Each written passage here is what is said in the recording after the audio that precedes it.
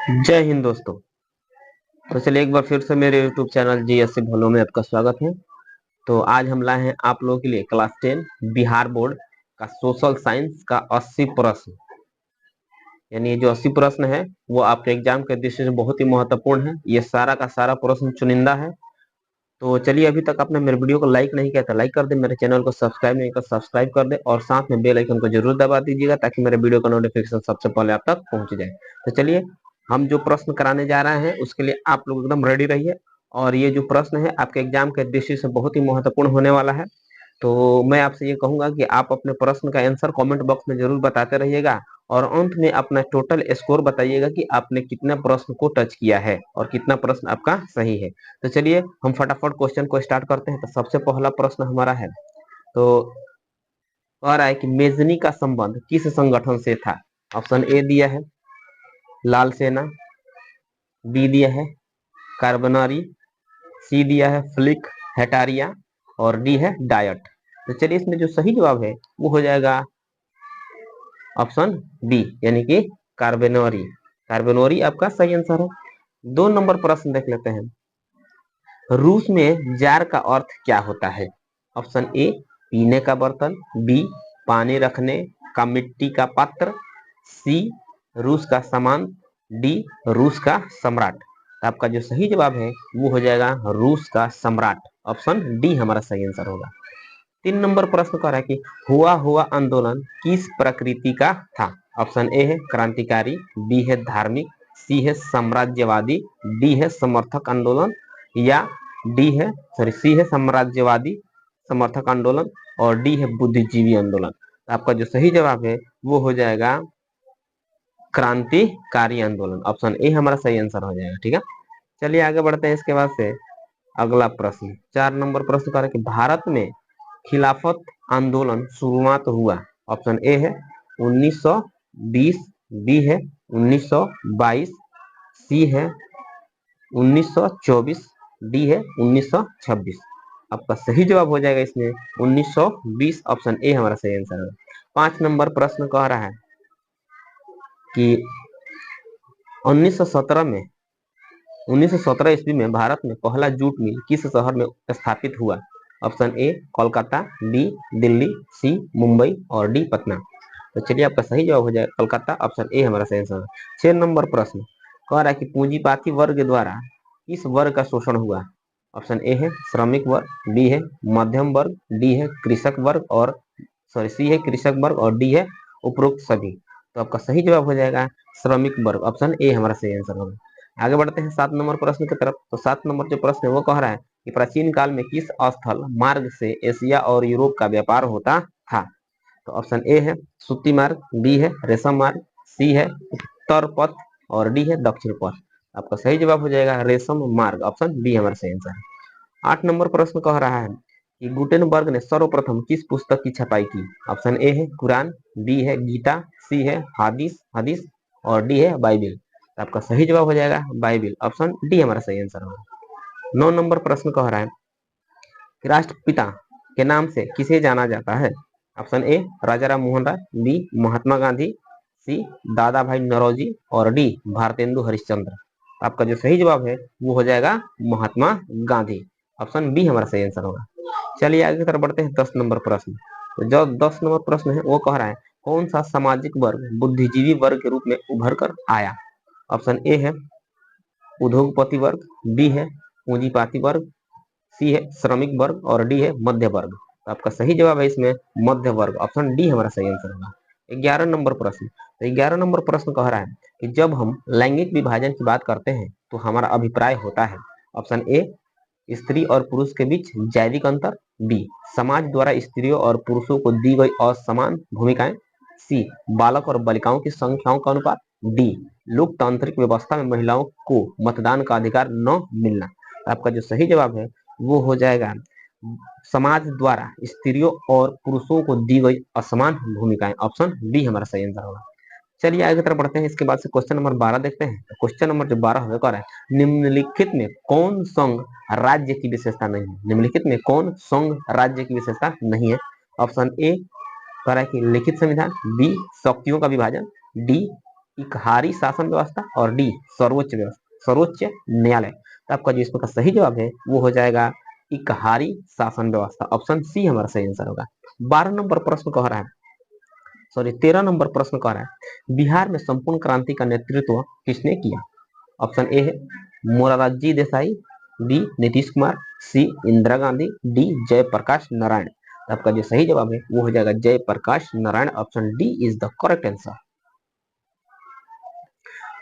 तो चलिए हम आगे बढ़ते हैं क्वेश्चन नंबर 14 की तरफ। तो क्वेश्चन नंबर जो 14 हमारा कह रहा है कि इनमें कौन सी एक बात लोकतांत्रिक व्यवस्था के लिए लोकतांत्रिक व्यवस्था के अनुरूप नहीं है? तो ऑप्शन ए है कानून के समक्ष समानता, बी है स्वतंत्र एवं निष्पक्ष चुनाव, डी है उत्तरदायी शासन व्यवस्था और सी है उत्तरदायी शासन व्यवस्था, डी है बहुसंख्यकों का शासन।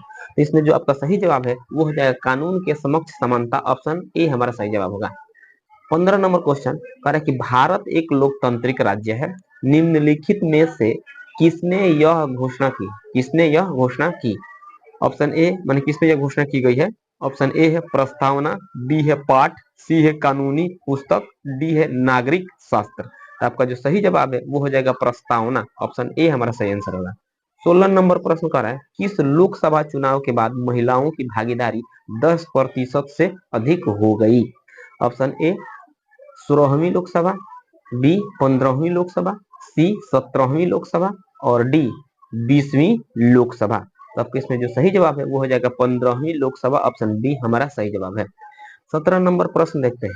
तो 17 नंबर प्रश्न हमारा कह रहा है निम्नलिखित में कौन राष्ट्रीय दल है? निम्नलिखित में कौन राष्ट्रीय दल है?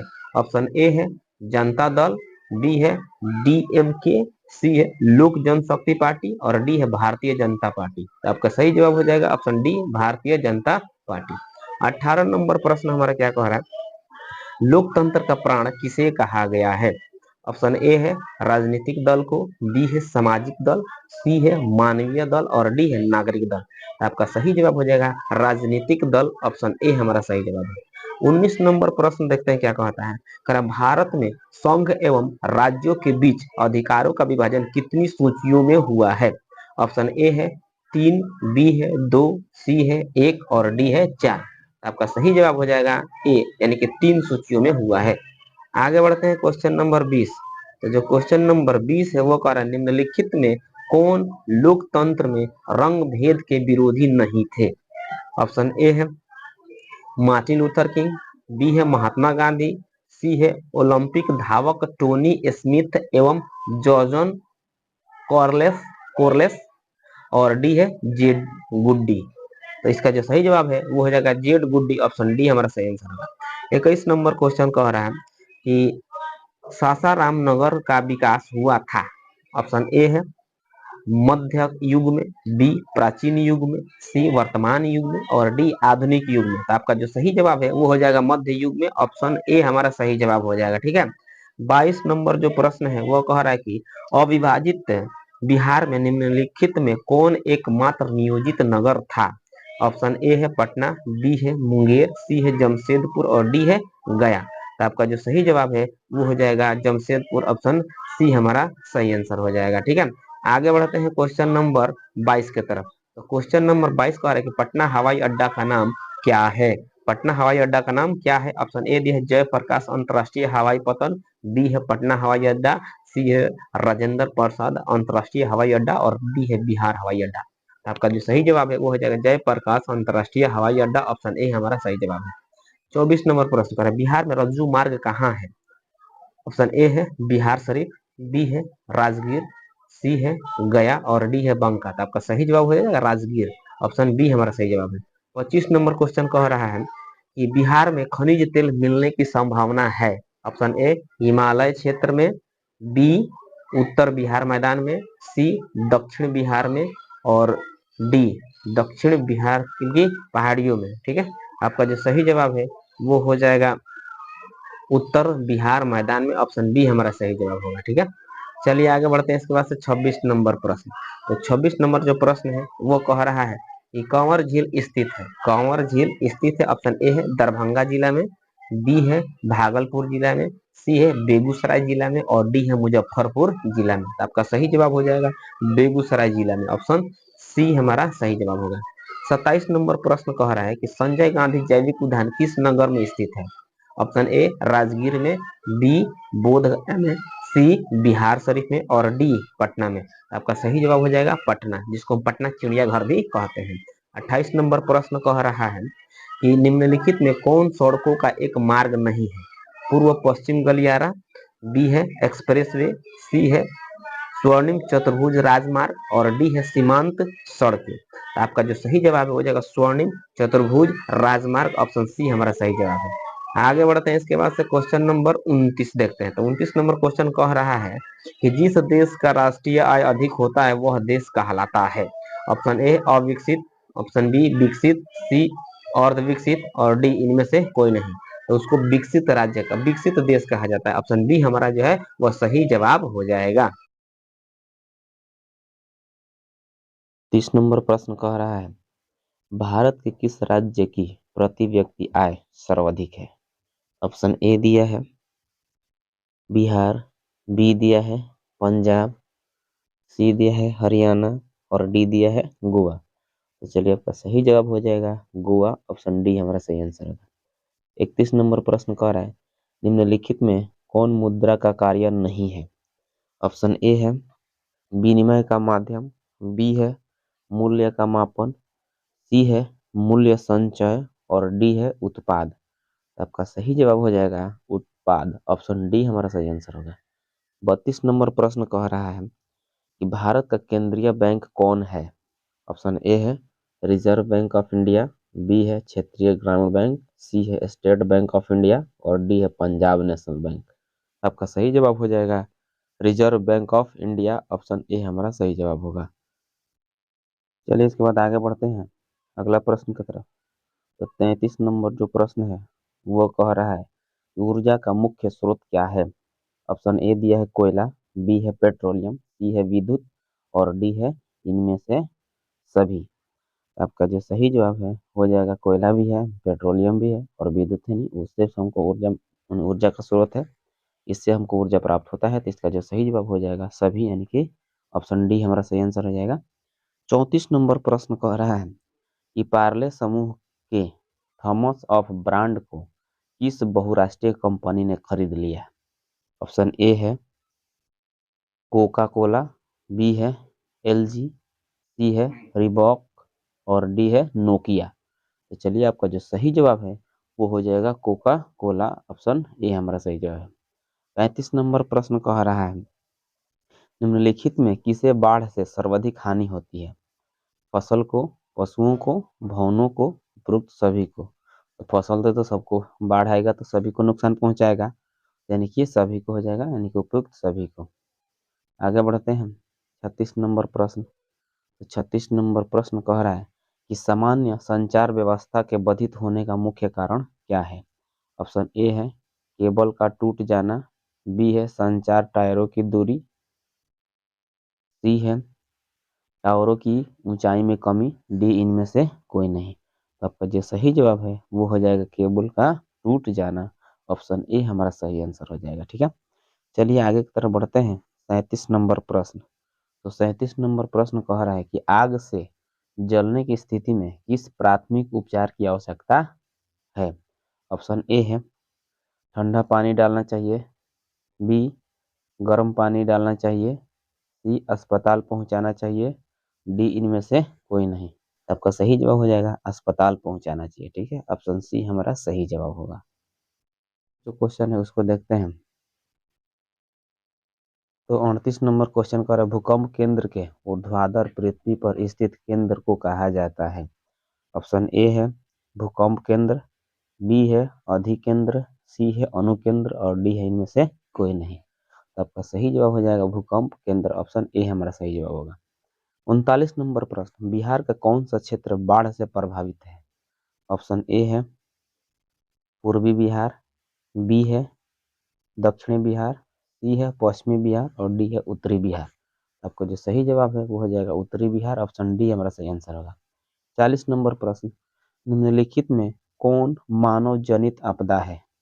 ऑप्शन ए सांप्रदायिक दंगे, बी आतंकवाद, सी महामारी और डी उपयुक्त सभी।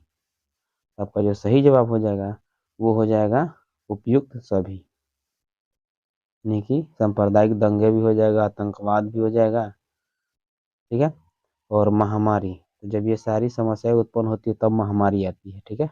आपका सही जवाब हो जाएगा ऑप्शन डी। चलिए आगे बढ़ते हैं इसमें से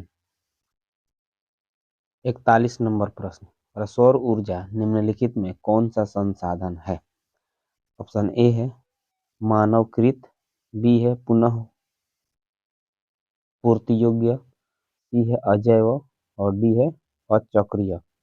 आपका जो सही जवाब हो जाएगा पुनः पूर्ति योग्य, यानी कि इसकी पुनः पूर्ति होते रहती है, कभी समाप्त होने वाला नहीं है। जब तक सूर्य से रोशनी प्राप्त होती रहेगी तब तक हमको सौर ऊर्जा की प्राप्ति होती रहेगी। तो इसलिए ऑप्शन हमारा बी सही होगा।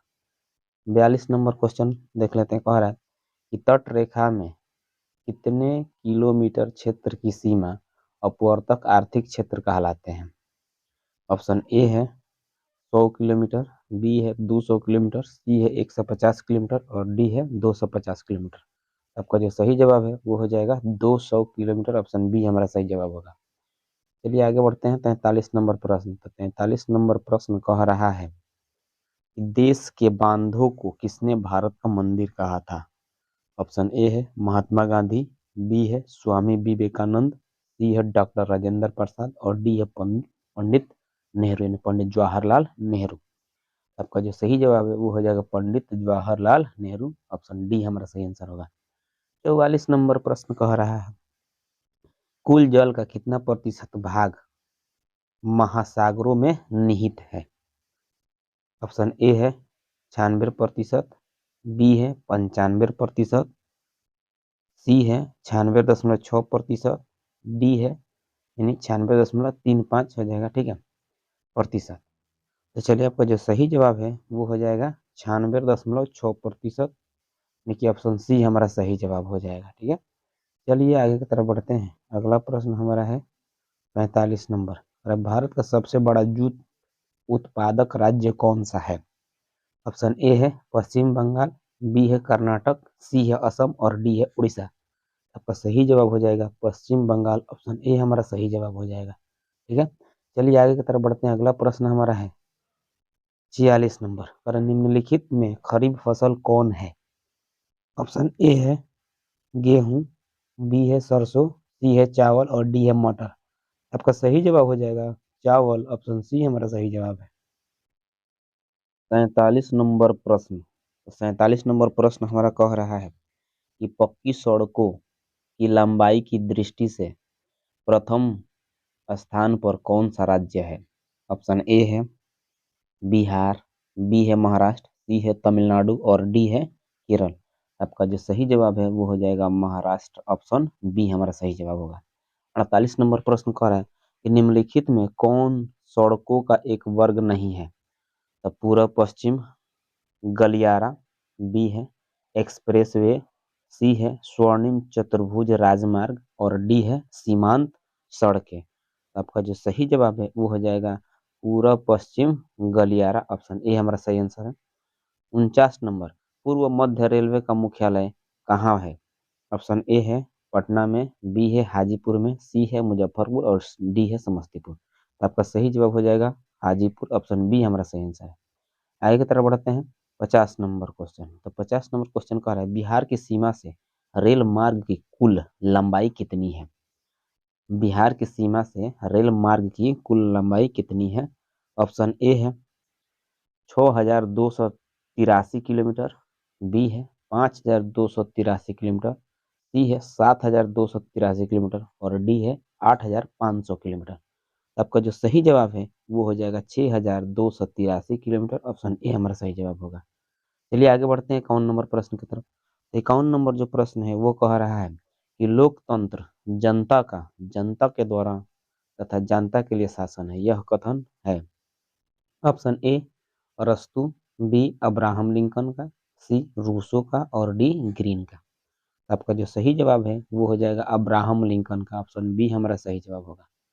चलिए आगे बढ़ते हैं। इसके बाद से 52 नंबर क्वेश्चन देखते हैं।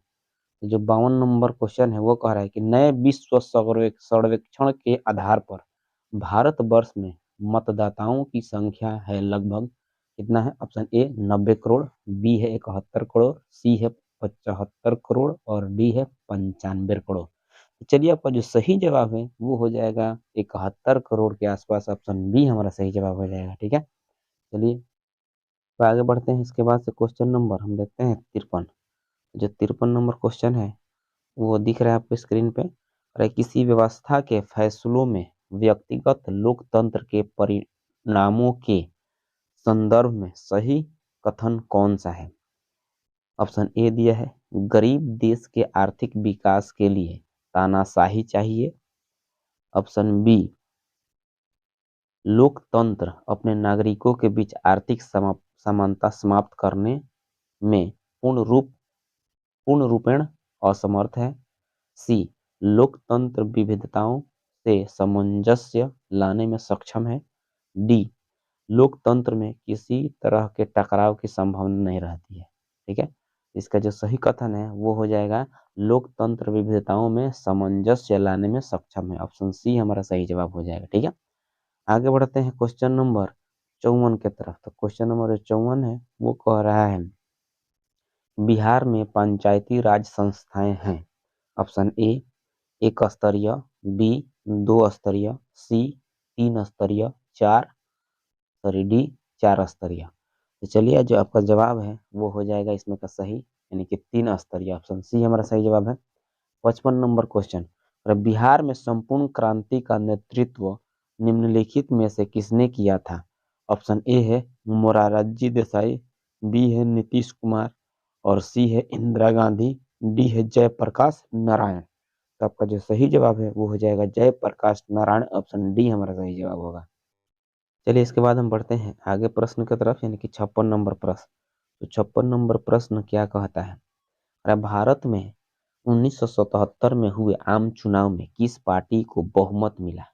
ऑप्शन ए कांग्रेस पार्टी को, बी जनता पार्टी को, सी कम्युनिस्ट पार्टी को और डी किसी पार्टी को नहीं। तो आपका जो सही जवाब है वो हो जाएगा जनता पार्टी को। ऑप्शन बी हमारा सही जवाब है। 57 नंबर प्रश्न करा, निम्नलिखित में कौन भारतीय किसान यूनियन के नेता थे? Option a Morarji Desai, b Jayaprakash Narayan, c Mahendra Singh Tikait, d Chaudhary Charan Singh. तो आपका जो सही जवाब है वो हो जाएगा महेंद्र सिंह टिकैत। ऑप्शन सी हमारा सही जवाब है। 58 नंबर क्वेश्चन देखते हैं क्या कह रहा है। 58 नंबर क्वेश्चन कह रहा है कि ताड़ी विरोधी आंदोलन निम्नलिखित में से किस प्रांत में शुरू किया गया? Option A Bihar, B Uttar Pradesh, सी आंध्र प्रदेश और डी तमिलनाडु। आपका जो सही जवाब है वो हो जाएगा आंध्र प्रदेश। ऑप्शन सी हमारा सही जवाब हो जाएगा। चलिए आगे बढ़ते हैं 59 नंबर क्वेश्चन की तरफ। 59 नंबर जो क्वेश्चन है वो कर सत्ता में भागीदारी की आवश्यकता कहाँ पड़ती है? ऑप्शन ए है क्षेत्र, भाषा और जाति के आधार पर बांटे समाज में, बी है क्षेत्रीय विभाजन वाले राज्य में, सी है प्रत्येक लोकतांत्रिक राज्य में, डी है उपयुक्त तीनों में। आपका जो सही जवाब है वो हो जाएगा क्षेत्र, भाषा और जाति के आधार पर बटे समाज में। ऑप्शन ए हमारा सही जवाब है। चलिए आगे बढ़ते हैं। इसके बाद से क्वेश्चन नंबर 60। तो 60 नंबर क्वेश्चन कह रहा है संघीय व्यवस्था में सरकार होती है। ऑप्शन ए एक दलीय, बी द्विदलीय, सी बहुदलीय और डी इनमें से कोई नहीं। आपका सही जवाब हो जाएगा बहुदलीय। ऑप्शन सी हमारा सही जवाब होगा। चलिए अब देखते हैं प्रश्न नंबर 61। 61 नंबर प्रश्न कह रहा है भारत में किस राज्य का प्रति व्यक्ति आय सर्वाधिक है? Option A Bihar, B Chandigarh, C Haryana और डी गोवा। तो आपका सही जवाब हो जाएगा गोवा। इस टाइप का प्रश्न हम पहले भी किए हैं अभी। अगला प्रश्न है 62 नंबर, कह रहा है बिहार के किस जिले का प्रति व्यक्ति आय सर्वाधिक है? यहाँ पर जिले का बात हो रहा है, वहाँ देश में नहीं राज्य की बात हो रही थी। और बिहार के किस जिले का प्रति व्यक्ति आय सर्वाधिक है? ऑप्शन ए है पटना, बी है गया, सी है शिवहर और डी है नालंदा। आपका जो सही जवाब है वो हो जाएगा पटना। ऑप्शन ए हमारा सही जवाब है। आपका 63 नंबर सवाल है। तो 63 नंबर आपका सवाल कह रहा है उपभोक्ता द्वारा शिकायत करने के लिए आवेदन शुल्क कितना लगता है। ऑप्शन ए है 50 रुपया, बी है 70 रुपया, सी है 10 रुपया और डी है इनमें से कोई नहीं। तो चलिए आपका जो सही जवाब हो जाएगा इनमें से कोई नहीं, यानी कि यहाँ पे उपभोक्ता द्वारा शिकायत करने के लिए कोई शुल्क नहीं लगता है, इसलिए यहाँ पे हमारा सही क्या हो जाएगा ऑप्शन डी, इनमें से कोई नहीं, यानी कि कोई शुल्क नहीं लगता है। ठीक है, आगे बढ़ते हैं 64 नंबर प्रश्न की तरफ। तो 64 नंबर जो प्रश्न है वो कह रहा है कि सन 2008 से 2009 के अनुसार भारत की औसत प्रति व्यक्ति आय है। ऑप्शन ए 22,553 रुपये, बी 25,494 रुपये, सी 6,610 रुपये और डी 54,850 रुपये। तो चलिए आपका जो सही जवाब है वो हो जाएगा 25,494 रुपये। ऑप्शन बी हमारा सही जवाब है। 65 नंबर प्रश्न कर रहा है वित्तीय संस्थाओं के प्रकार होते हैं, यानी कि वित्तीय संस्थाएं कितने प्रकार के होते हैं। ऑप्शन ए दिया है 5 प्रकार के, बी है 4, सी है 3 और डी है 2। आपका सही जवाब हो जाएगा 2, ऑप्शन डी हमारा सही जवाब है। आगे बढ़ते हैं 66 नंबर प्रश्न की तरफ।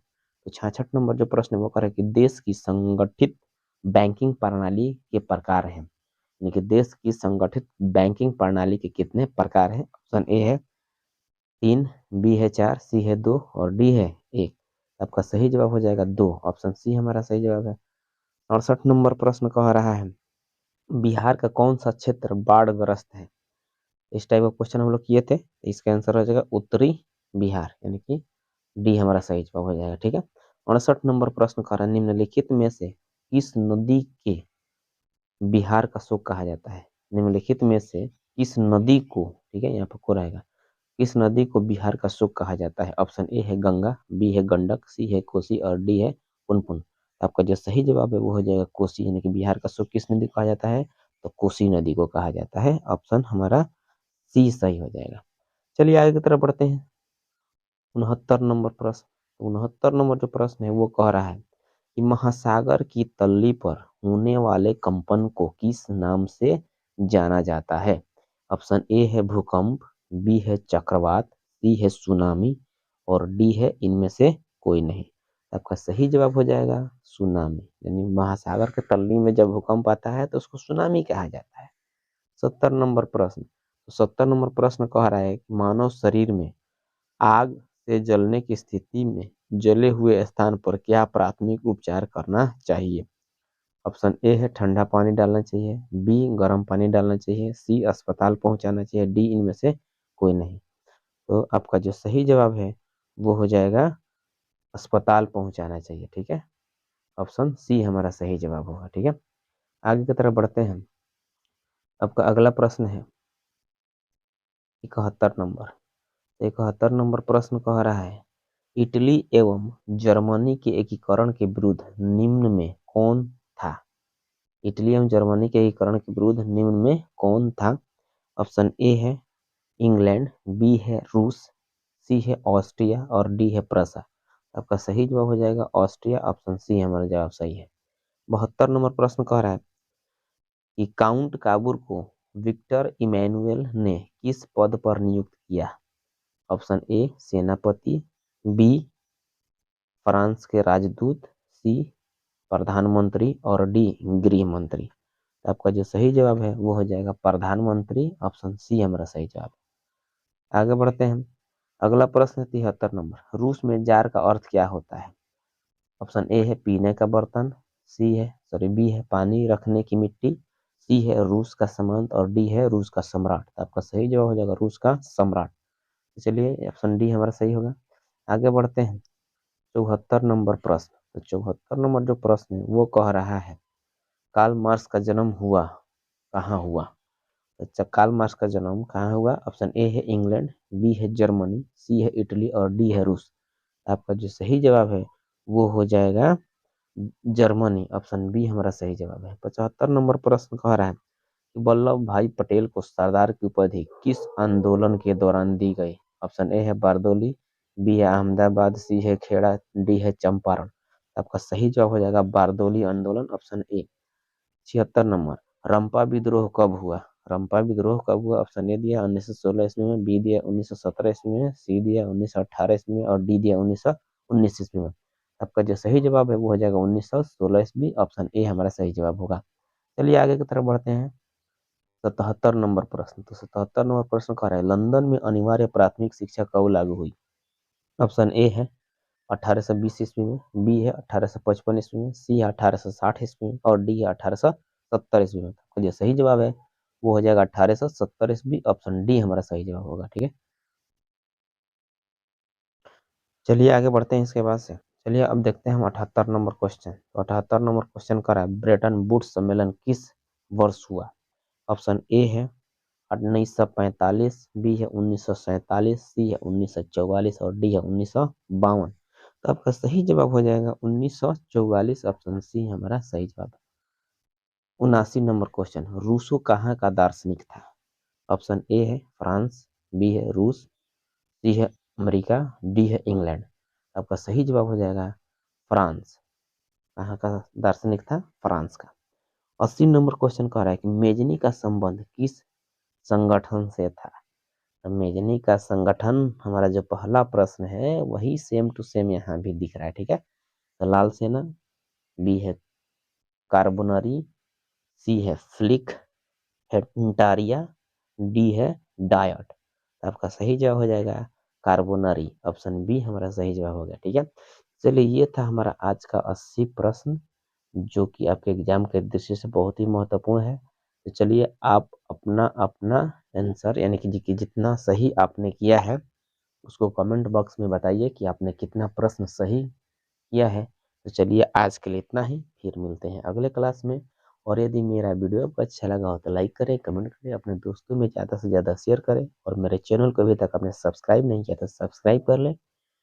तो चलिए साथियों फिर मिलते हैं अगले क्लास में अगले प्रश्न के साथ। तब तक के लिए जय हिंद, जय भारत।